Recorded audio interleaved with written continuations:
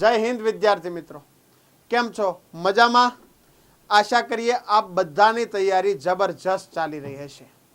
સ્પર્ધાત્મક પરીક્ષાનો એક એવો વિષય ગણિત, અને દિવસે દિવસે આનું વધતું જતું ભારણ, અને એમાં પણ એક પ્રકરણ એવું જે દરેક ભરતી બોર્ડ પોતાના સિલેબસમાં આવશ્યક રીતે નામ સહિત લખે છે.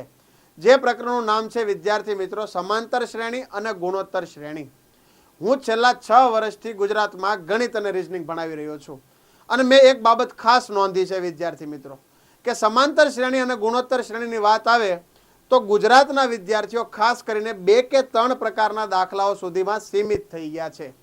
જેમ કે એક દાખલો એમને ગણવો છે કે કેટલામું પદ શોધો, અથવા તો આટલામું પદ શોધો, જેમાં TN વાળું સૂત્ર લાગે અને ફટાફટ આન્સર આવે. બીજો જો આમાં એને સવાલ શીખવો છો તો એ છે ભાઈ પદોનો સરવાળો, એટલે કે SN વાળું સૂત્ર. પણ વિદ્યાર્થી મિત્રો સમાંતર શ્રેણીના અમુક એવા પણ કોન્સેપ્ટો છે જે કદાચ આજ સુધી આપણી નજરે નથી આવ્યા, પણ કેન્દ્ર સરકારમાં તો વર્ષો વર્ષ પૂછાતા આવે છે. તો ચાલો આજે હું આપના સમક્ષ લઈને આવ્યો છું સમાંતર શ્રેણીનો એક એવો જ અદ્ભુત કોન્સેપ્ટ. વિદ્યાર્થી મિત્રો 5 મિનિટનો આ વિડીયો પૂરો જોજો, તમને કંઈક નવું અદ્ભુત શીખવા મળશે એની હું ખાતરી આપું છું. અહીંયા તમારી આંખો સામે તમે એક સવાલ વાંચી રહ્યા હશો કે અહીંયા 2 સમાંતર શ્રેણી છે. શું વાત કરો છો સાહેબ, 2 સમાંતર શ્રેણી? તો કે હા ભાઈઓ, 2 સમાંતર શ્રેણી. અને તમને પૂછ્યું છે બંને સમાંતર શ્રેણીનું 25મું સામાન્ય પદ શોધો. એટલે કે અહીંયા પરીક્ષક પૂછવા માંગે છે કે જો આ બંને શ્રેણીને તમે ચલાવતા જ જાઓ તો 25મું પદ કયું હોય જે બંને શ્રેણીમાં આવતું હોય? આવા સવાલોને જોઈને ગભરાવાનું નથી, ખૂબ આસાનીથી આપણે આ સવાલને ઉકેલીએ. ચાલો ઉકેલવાનું શરૂ કરીએ. વિદ્યાર્થી મિત્રો પહેલી શ્રેણી આપણી પાસે આપેલી છે 3, 7, 11 અને 15. બરાબર છે?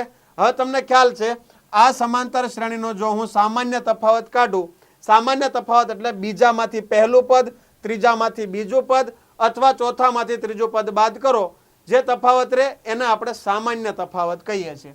તો એનો મતલબ આ શ્રેણીનો સામાન્ય તફાવત છે 4. અને બીજી શ્રેણી આપણી સમક્ષ છે 1, 6, પછી છે 11, 16 અને 21. તો તમે જાણો છો આ સમાંતર શ્રેણીનો સામાન્ય તફાવત આવશે 5. તમે બીજી એક વસ્તુ વિદ્યાર્થી મિત્રો નોંધ કરી હશે કે બંને શ્રેણીમાં પહેલું જે સામાન્ય પદ આવે છે, પહેલું એ છે 11. તો બસ તમારે એ જ નક્કી કરવાનું છે કે આ રીતે 25મું સમાન પદ કયું આવશે. હવે ગણવાની શરૂઆત કરીએ એ પહેલા 2 બાબત યાદ રાખજો કે તમને પહેલું સમાન પદ મળી ગયું છે જે છે 11. તમારે હવે કેટલા સમાન પદ જોઈએ છે? તો કે હજી મારે સાહેબ 24 સમાન પદ જોઈએ છે. અને જો સમાન પદ મેળવવા હોય બેટા તો એના માટે બંને શ્રેણીને કરવી પડશે સરખી, અને સરખી કરવી હોય તો તમને ખ્યાલ છે LCM એટલે કે લસા બેસાડવો પડશે. અહીંયા 4નો તફાવત, અહીંયા 5નો તફાવત, જો તમે બંનેનો લસા લેશો તો 20 આવશે. એનો મતલબ હું તમને એવું કહેવા માંગુ છું કે દર 20 આ શ્રેણીમાં પદ રિપીટ થતા હશે.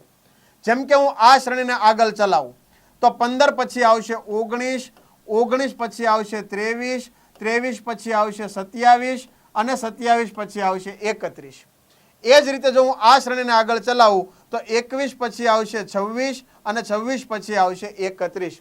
તો જુઓ પહેલા 11 ભેગા થયા હતા, હવે એમાં 20 નાખ્યા એટલે 31 ભેગા થાય છે.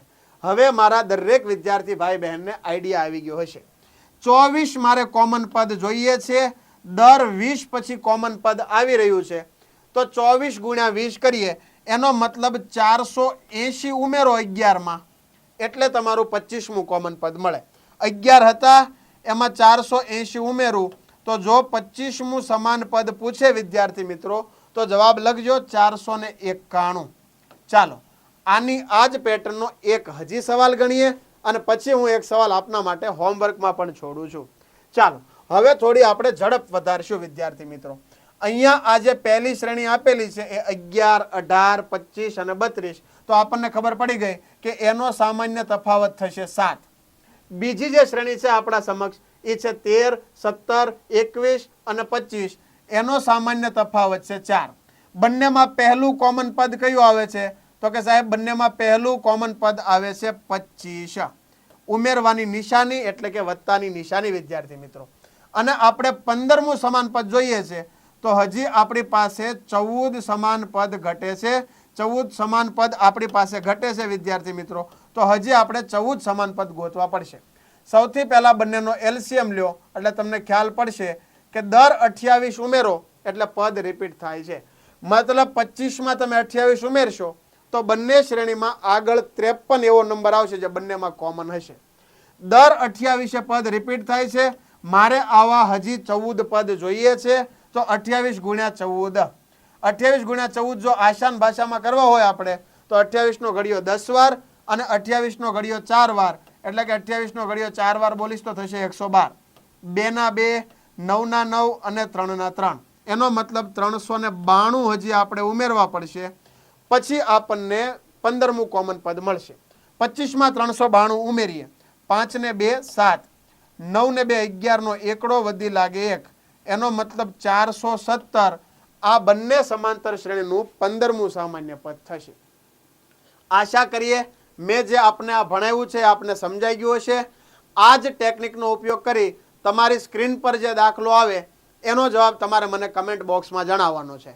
અને હા, જતા જતા એક બીજી અગત્યની વાત, જો ખાખી તમારું લક્ષ્ય છે વિદ્યાર્થી મિત્રો, તો સાધ્યમ અકાદમી આપના માટે લઈને આવી રહ્યું છે પીએસઆઈ અને કોન્સ્ટેબલ માટે એક ભવ્ય માર્ગદર્શન સેમિનાર, જ્યાં તમારા તમામ પ્રશ્નોનું સમાધાન આપને એક જ સ્થળ પર મળી જશે. જે સ્થળ છે સાધ્યમ અકાદમીનું ઓફલાઈન સેન્ટર. તો વિદ્યાર્થી મિત્રો, જો આપ ખાખી રસિક છો તો અચૂકથી અમારા આ સેમિનારમાં જોડાઓ. જય હિન્દ, જય ભારત.